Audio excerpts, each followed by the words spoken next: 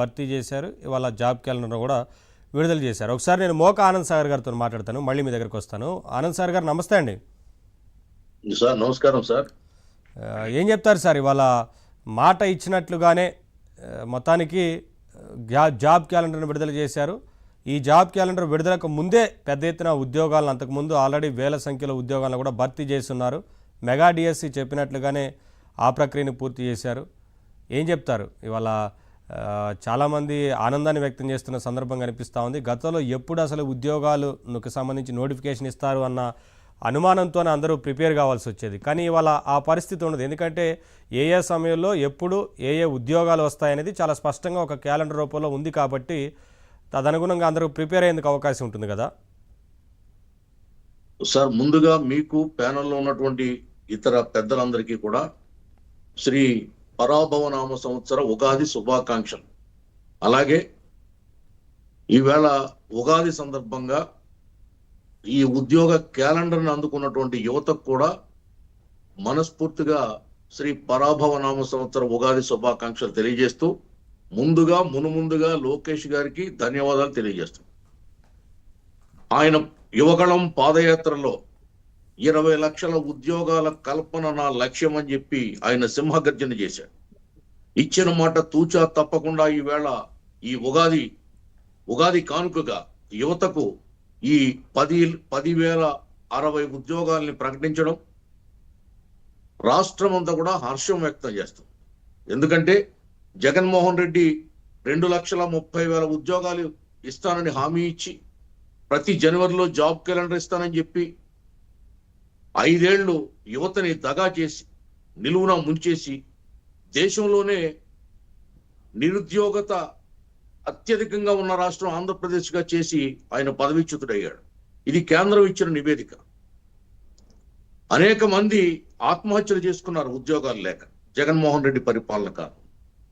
అటువంటి పరిస్థితి నుండి వేళ రాష్ట్రంలో ఈ జాబులు ఇచ్చే పరిస్థితికి రాష్ట్రాన్ని 20 నెలల్లో తీసుకొచ్చింది కూటమి ప్రభుత్వం. దీంట్లో లోకేష్ గారి యొక్క పాత్ర చాలా ప్రముఖమైనదని మనం చెప్పుకోవచ్చు. ఎందుకంటే ఈ 20 నెలల్లో ఈ 10,060 ఉద్యోగాలు కాకుండా ఈ 20 నెలల్లో ఇప్పటి వరకు ప్రభుత్వ ఉద్యోగాలు 30,607 డిఎస్సి కానిస్టేబుల్ నియామకాలు పూర్తయినాయి. ఎంఎస్ఎంఈల నుంచి ఉపాధి 2,48,906, జాబ్ ఫెయిర్ స్కిల్ డెవలప్మెంట్ ద్వారా 1,46,627, పరిశ్రమల రంగం నుండి 95,174, ఫుడ్ ప్రాసెసింగ్ నుండి 64,035, ఐటీ అండ్ ఎలక్ట్రానిక్స్ నుండి 13,866, పర్యాటక రంగం నుండి 5,028. ఈ విధంగా 20 నెలల్లో 6,28,347 ఉద్యోగాలను యువతకు కూటమి ప్రభుత్వం లోకేష్ గారి నేతృత్వంలో ఆయన పట్టుదలతో ఇవ్వడం జరిగింది. ఇప్పటి వరకు ఇట్స్ ఎ ట్రాక్ రికార్డ్. నవ్వుతో నా భవిష్యత్. ఇది కాకుండా ఇంకా 25 లక్షల కోట్ల పెట్టుబడితో 25 లక్షల ఉద్యోగాలు రావడానికి మార్గం సుగమం చేసింది పెట్టుబడులు సాధించి కూటమి ప్రభుత్వం.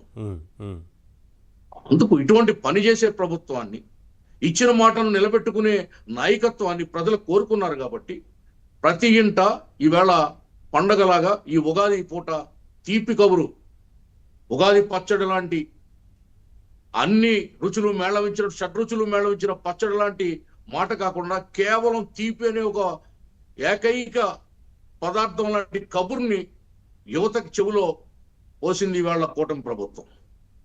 అందుకే రాష్ట్రంలో ఎక్కడ చూసినా యువత అంతా కూడా పండుగ చేసుకున్నారు. ఇది కూడా ఎంత బాగుందంటే సార్, పరీక్షలకు వెళ్ళడానికి పారదర్శకంగా ఉంది. మేలో ఒకటి, ఆగస్టులో ఒకటి, సెప్టెంబర్లో ఒకటి, అక్టోబర్లో ఒకటి.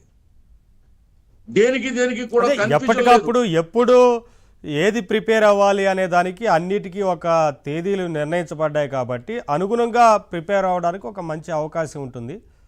ఎప్పుడు నోటిఫికేషన్ వస్తుందా అని ఎదురు చూడకుండా అంతా ఒక క్లారిటీ ఉంది ఇప్పుడు ఉందండి. తర్వాత ఇవాళ చెప్తున్నాం, 5 సంవత్సరాలు ఈనాడు క్యాలెండర్ వచ్చేది, ఆంధ్రజ్యోతి క్యాలెండర్ వచ్చేది, నేమాని పంచాంగం వచ్చేది, పిడపర్తి పంచాంగం వచ్చేది, గుప్తా పంచాంగం వచ్చేది కానీ జగన్మోహన్ రెడ్డి ఇస్తానన్న నిరుద్యోగ క్యాలెండర్ మాత్రం వచ్చేది కాదు.